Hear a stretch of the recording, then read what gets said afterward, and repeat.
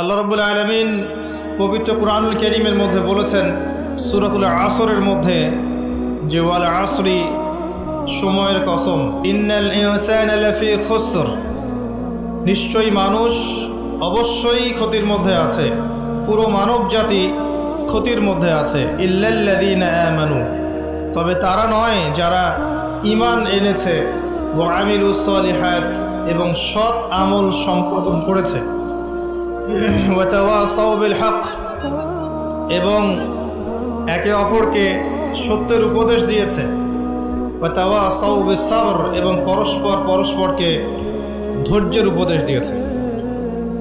আল্লাহ রাব্বুল আলামিন যখন কোনো বিষয়ের কসম করেন, বুঝে নিতে হবে সেই বিষয়টা অত্যন্ত গুরুত্বপূর্ণ। এটা বোঝার জন্য আপনার পিএইচডি করার কোনো দরকার নাই। আল্লাহ পাক নিছক অহেতুক কোনো বিষয়ের কসম কখনোই করবেন না। আল কোরআনুল কারীমে আল্লাহ পাক অনেক বিষয়ের কসম করেছেন।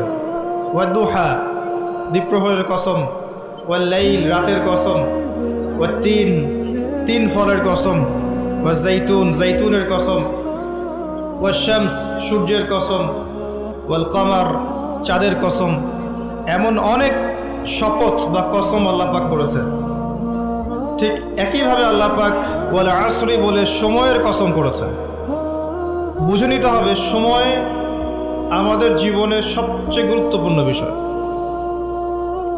সময়কে যে মূল্যায়ন করতে পারবে না, সময় তাকে মূল্যায়ন করবে না। একটা সময় ছিল যখন শুধু আল্লাহ একাই ছিলেন, আর কেউ ছিল না।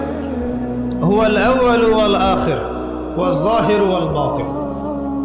একটা সময় ছিল যখন আল্লাহ ছাড়া কেউ ছিলেন না, আবার একটা সময় আসবে যখন আল্লাহ ছাড়া কেউ থাকবেন না। তিনি প্রকাশ্য, তিনি গোপন, তিনি প্রথম, তিনি শেষ। মাঝখানে আল্লাহ রাব্বুল আলামিন 6 দিনে সৃষ্টি করেছেন এই মহাবিশ্ব, এবং মহাবিশ্ব সৃষ্টি করার পরে অনন্তকাল, অনেক সময় পর্যন্ত এই মহাবিশ্বে মানুষের কোনো অস্তিত্ব ছিল না। এখন মানুষের কর্মকাণ্ড দেখলে মনে হয় যে মানুষই সব। মানুষ বিশ্ব চালাচ্ছে, অর্থনীতি চালাচ্ছে, রাজনীতি চালাচ্ছে, সমাজনীতি চালাচ্ছে, পরিবার চালাচ্ছে, ধর্ম চালাচ্ছে, মানুষ সব কিছু করছে। মানে এখন ভাবখানা দেখলে মনে হয় যে মানুষ ছাড়া পৃথিবীতে কিছুই নাই, আমরাই সব, আর পৃথিবীটা আমাদেরই। আল্লাহ পাক যদিও বা এই পৃথিবীর সব কিছু আমাদের জন্যই সৃষ্টি করেছেন, কিন্তু এই মহাবিশ্বে একটা সময় ছিল যখন মানুষের কোনো অস্তিত্বই ছিল না। সূরা দাহরের 1 নম্বর আয়াত পড়ে দেখেন, আল্লাহ পাক বলেছেন, হাল আতা আলাল ইনসান হিনুম মিনাদ দাহরি লাম ইয়াকুন শাইআন মাযকুরা। মানুষের উপর একটা সময় চলে গেছে যখন মানুষ কোনো আলোচ্য বিষয়ই ছিল না। মানুষ কোনো আলোচ্য বিষয় ছিল না। মহাবিশ্ব তার জায়গায় ছিল, কিন্তু এই মহাবিশ্বে আমরা ছিলাম না। এরপর আল্লাহ রাব্বুল আলামিন মানুষ সৃষ্টি করলেন, করে ফেরেশতাদেরকে বললেন সিজদা করতে। তার আগে আল্লাহ পাক যা করেছেন, আল্লাহ পাক ফেরেশতাদেরকে ডেকে বলেছেন যে আমি পৃথিবীতে খলিফা পাঠাতে চাই। ওয়াইয ক্বালা রাব্বুকা লিল মালায়েকা ইন্নী জাঈলুন ফিল আরদি খলিফা। যখন আল্লাহ পাক ফেরেশতাদেরকে বললেন যে নিশ্চয়ই আমি পৃথিবীতে আমার খলিফা পাঠাতে চাই। এই পৃথিবী মানুষের জন্য তখনই হবে যখন আমরা আল্লাহর খলিফার মতো কাজ করব। পৃথিবীতে মানুষের কাজ যদি শয়তানের খলিফার মতো হয়, তাহলে এই পৃথিবী আমার জন্য নয়, এই পৃথিবী আমাকে সময় দিবে না। কথা বোঝা যায়? এই পৃথিবীতে আল্লাহ পাক মানুষকে পাঠানোর আগে ফেরেশতাদেরকে জিজ্ঞাসা করেছিলেন যে আমি পৃথিবীতে খলিফা পাঠাতে চাই। খলিফা কে? খলিফার কাজ কি? খলিফা কি সেই ব্যক্তি যে সারাদিন টিকটক করে?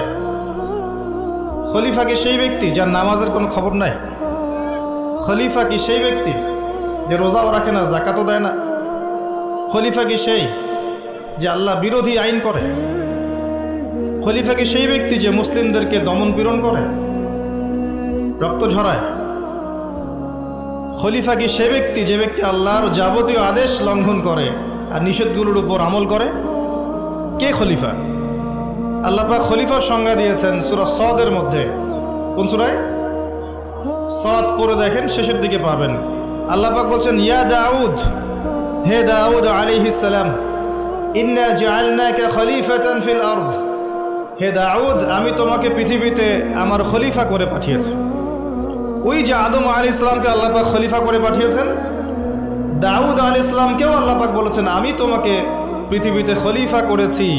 তোমার কাজ হচ্ছে ফাহকুম বাইনান নাসি বিল হক, তোমার কাজ হচ্ছে পৃথিবীতে তুমি মানুষের মাঝে আল্লাহর বিধান দিয়ে বিচার ফয়সালা করবে, সত্যের মানদণ্ডে ন্যায় বিচার করবে। ওয়ালা তাত্তাবিউল হাওয়া, নিজের প্রবৃত্তির অনুসরণ করবে না। যদি তুমি প্রবৃত্তির অনুসরণ করো, এটা তোমাকে আল্লাহর সরল পথ থেকে বিচ্যুত করে দিবে।